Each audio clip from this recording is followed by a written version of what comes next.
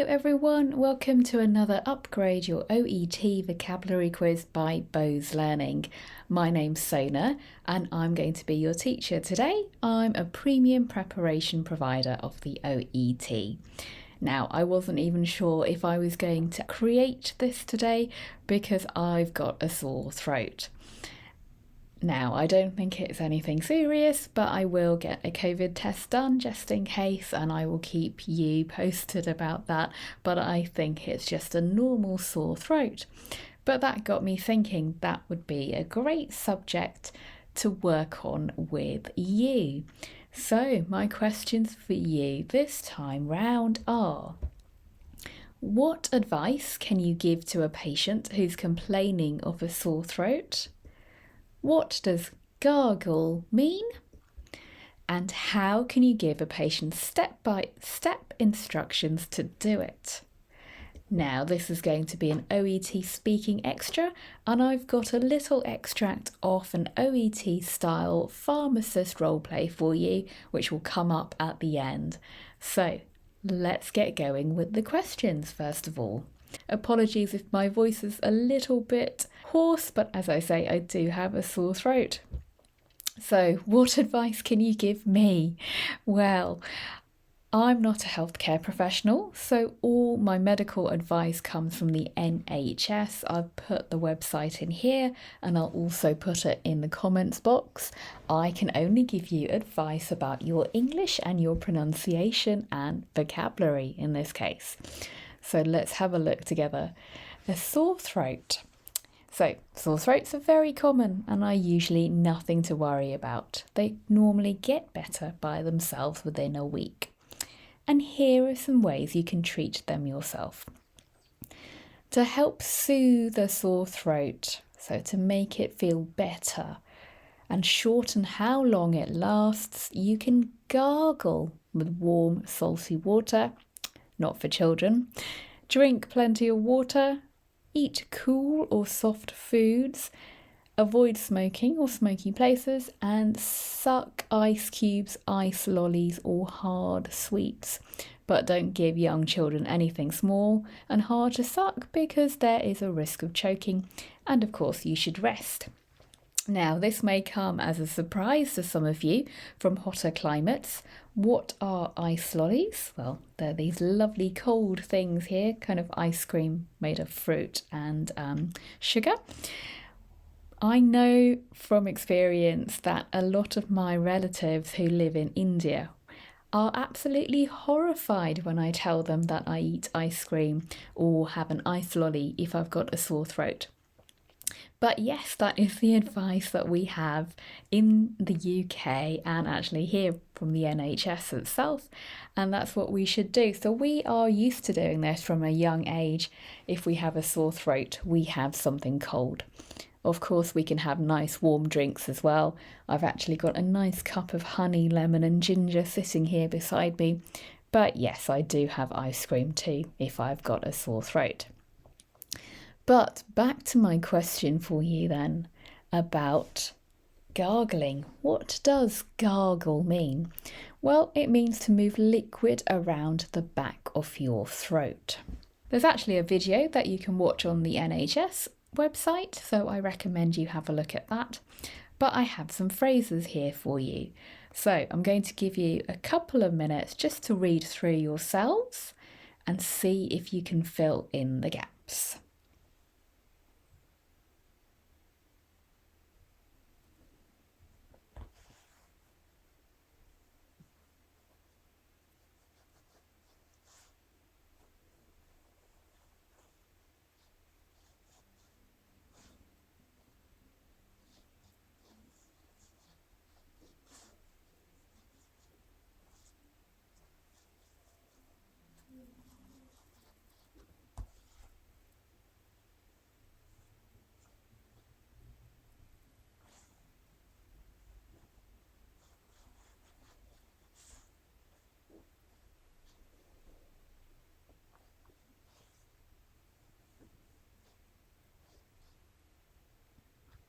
Okay, did you get the answers? First of all, put or place a spoon of salt into a glass of warm water. Stir, so that's moving the spoon around. Stir the salt until it has dissolved. Make sure the water is not too hot because you don't want to burn yourself. Then gently tilt or tip your head back. Take a sip of water and gargle. What you have to do here is swirl it around the back of your throat, and you can make a noise if you want to.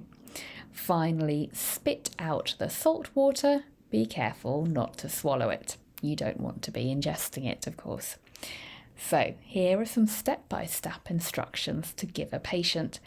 All of these in bold you can use again for another occasion if you're giving step-by-step instructions to any patient. First of all, then what you have to do here is, and finally. But these words here are all to help you explain the process of gargling. Okay then, how can you treat it? So a pharmacist can help with sore throats, and you can ask a pharmacist about ways to relieve the pain and discomfort using paracetamol or ibuprofen, or medicated lozenges or anaesthetic sprays. Although actually there's little proof that they help, but they might make you feel as though you're doing something useful. And you can get these from a supermarket or a pharmacist without a prescription. We don't actually normally need antibiotics because they don't usually relieve your symptoms or speed up your recovery.